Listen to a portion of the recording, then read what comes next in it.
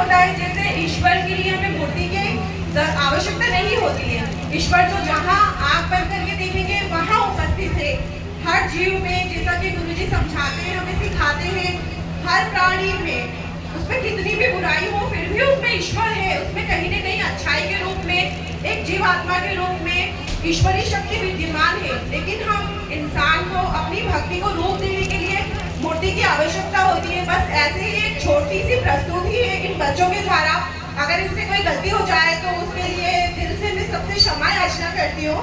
आप सभी इन्हें बच्चे समझ के क्षमा कर दीजिएगा और इनकी प्रस्तुति के लिए इन्हें प्रोत्साहित करने के लिए एक बार जोरदार तालियां बजा दीजिए। तो एक समय की बात है, बहुत पुरानी, एक गांव में बहुत तेज बाढ़ आती है। वो बाढ़ इतनी ज्यादा तेज होती है तो वहां पे तभी एक गुरु के पास में शिष्य बैठे होते हैं। वो दादाजी के स्वरूप मान सकते हैं आप उन गुरु जी को। तो वो शिष्य से बोलते हैं कि बेटा बहुत तेज बाढ़ आ रही है, आप मेरा हाथ पकड़िए, मैं आपको नदी से पार करवा देता हूँ। लेकिन शिष्य मना करता है, शिष्य उनके हाथ नहीं पकड़ते हैं। इस पर गुरु उनसे बार बार बोलते हैं, शिष्य चलो मेरा हाथ पकड़ो, चलो पकड़ो। जैसे कि हमारी गलतियों में हमारे गुरुजी हमें सिखाते हैं, समझाते हैं। गुरु उन्हें लाख बार समझाते हैं, लेकिन शिष्य टस से मस नहीं होते, वो मानने को तैयार ही नहीं होते। इस पर गुरु ही अपनी इच्छा से उनका हाथ पकड़कर उन्हें उस नदी से पार लगा देते हैं। बोलिए जय श्री दादाजी भगवान।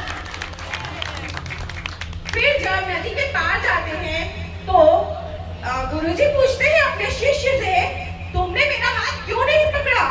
मैंने तुमसे कितनी बार बोला, बार बार बोला, तुमने एक बार भी अपनी गुरु आज्ञा का पालन नहीं किया। इस पर शिष्य बड़ी ही विनम्रता से बोलते हैं, गुरु मैं इतना सक्षम नहीं हूँ, मुझ में इतना सामर्थ्य नहीं है, मैं बहुत कमजोर हूँ। मैं इस संसार में जो भव सागर है, जो समुद्र है, वो पार नहीं कर सकता। ये संसार रूपी भव सागर से मुझे आप ही पार लगा सकते हैं। इसलिए गुरुजी ये हाथ सदैव आपके आगे रहेगा, आप इसे थामिए और मुझे भव सागर से पार लगाइए। बोलिए जय श्री दादाजी भगवान।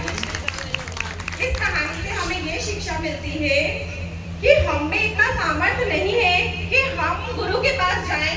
कुछ हमारे कर्म होते हैं पिछले जन्म के, उनके सौभाग्य स्वरूप हमें गुरु प्राप्त होते हैं और गुरु की ही इच्छा होती है, तभी हम उनके शिष्य बन पाते हैं। इसका जीता जागता स्वरूप हम हैं, क्योंकि 2 महीने पहले तक हम दरबार भटक रहे थे, हम नहीं जानते थे कि हम किसका हाथ पकड़े, क्या करें।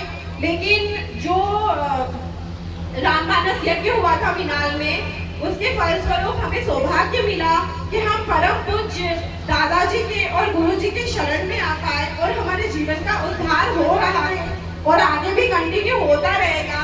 और हमारा गुरुदेव से यही विनम्र अनुरोध है कि आपके सभी शिष्य जो यहाँ उपस्थित हैं और जो किसी कारण विशेष के कारण यहाँ नहीं आ पाए, उन सभी पे अपनी अनुकंपा ऐसे ही बनाए रखिएगा और ऐसे ही हम सभी का हाथ पकड़ के हमें संसार रूपी भव सागर से पार लगाइएगा।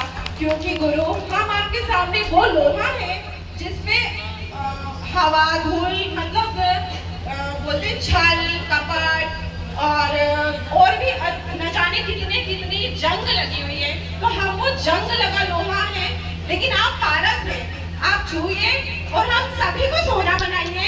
यही प्रार्थना है गुरुदेव आपसे। अंत में इतना ही कहना चाहूंगी, गुरु